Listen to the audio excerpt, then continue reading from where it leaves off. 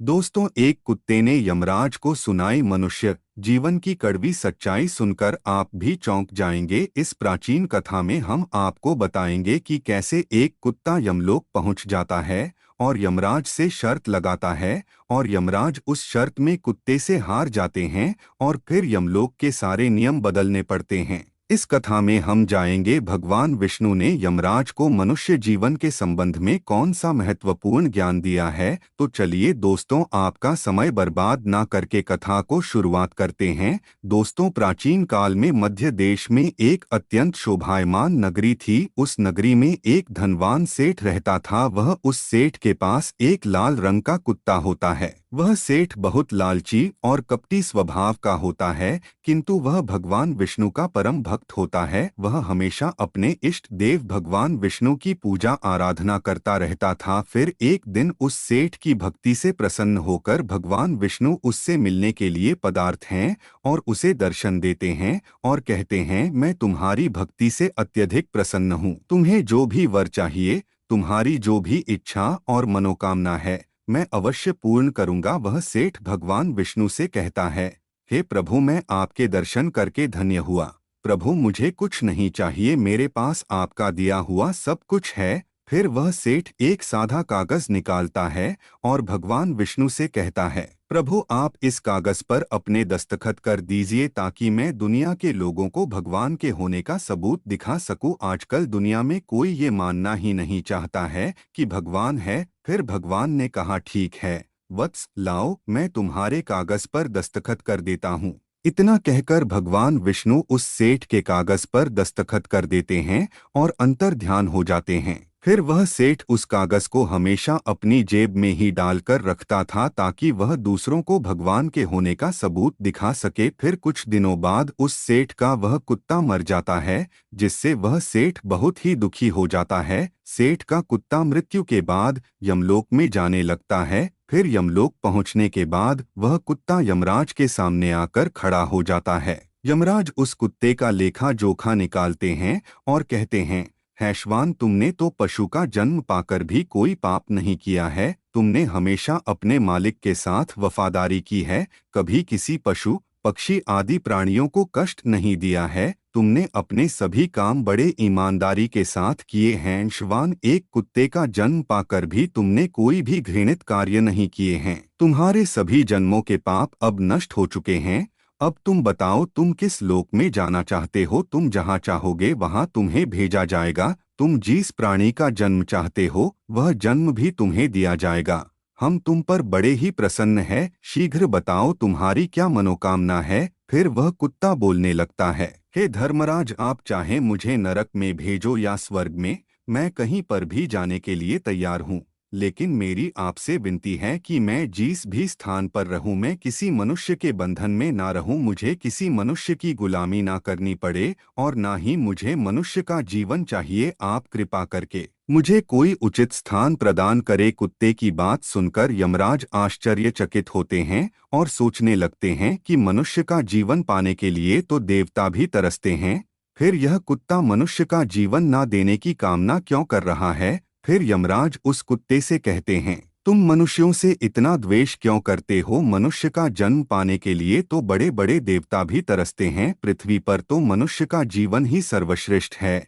फिर क्यों तुम मनुष्य का जन्म नहीं पाना चाहते हो? इससे पहले तुम्हें कभी मनुष्य का जीवन नहीं मिला है, शायद तो मनुष्य जीवन के फायदे नहीं जानते हो। तुम एक बार मनुष्य का जीवन प्राप्त करके देखो, तुम्हें पता चलेगा कि उसके कितने फायदे हैं। यमराज की बात सुनकर वह कुत्ता कहता है, हे धर्मराज, मैं जानता हूँ कि मनुष्य का जन्म कितना अनमोल है, लेकिन मनुष्य बड़ा ही स्वार्थी, धूर्त, कपटी और चालाक होता है। जब वह अपना मतलब देखने लगता है तो सही गलत सब कुछ भूल जाता है। उसकी तृप्ति किसी चीज से नहीं होती। सारे संसार का धन भी उसे मिल जाए तो भी वह संतुष्ट नहीं रहता। उसकी भूख कभी नहीं मिटती है। मनुष्य बड़ा ही असंतोषी होता है। वह अकारण ही दुखी रहने लगता है और दूसरों को भी दुख देने लगता है। मनुष्य मुझ जैसे बेजुबान जानवरों को अपना गुलाम बनाकर रखता है और अपना काम निकलवाता रहता है। इतना ही नहीं, मनुष्य तो भगवान को भी धोखा देता है।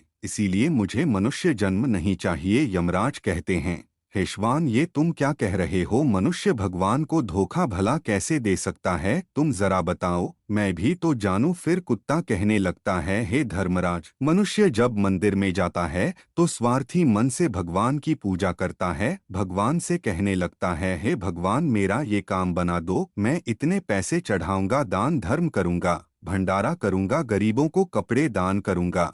लेकिन जब उसका काम पूरा हो जाता है तो वह सब कुछ भूल जाता है। वह आगे बढ़ने की होड़ में अपनों का ही शोषण करता रहता है और एक दूसरे की टांग खींचने में ही लगा रहता है। ना खुद ऊपर उठने का प्रयास करते हैं और ना ही दूसरे को ऊपर उठने देते हैं। ना चैन से खाते हैं और ना खाने देते हैं।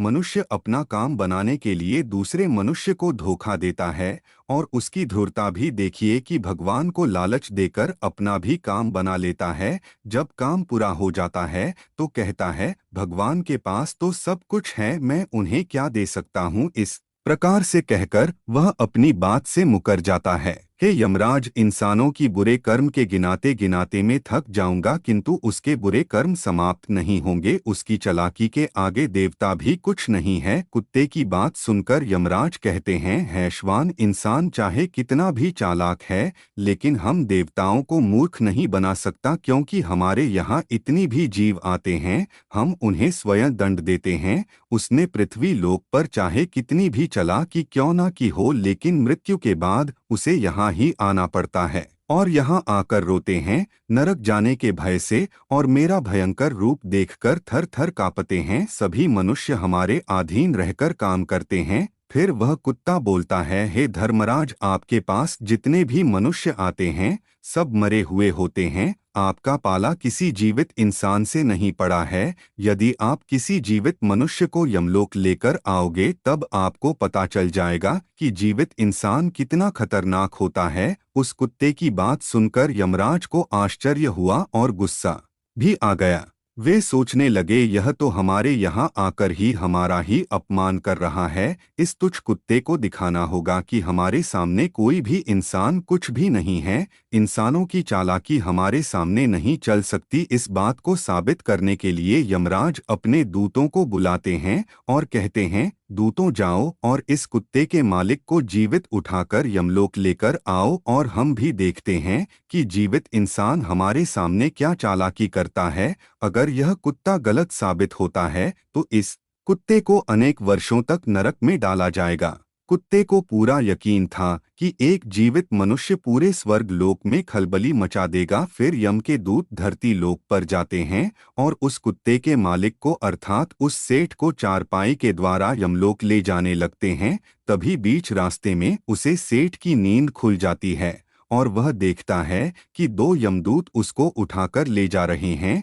तभी सेठ यमदूतों से पूछता है, यमदूतों, क्या मेरी नींद में ही मौत हो चुकी है? फिर यमदूत कहते हैं, नहीं मनुष्य, अभी तुम जीवित हो। भाग 2 के लिए कमेंट करें।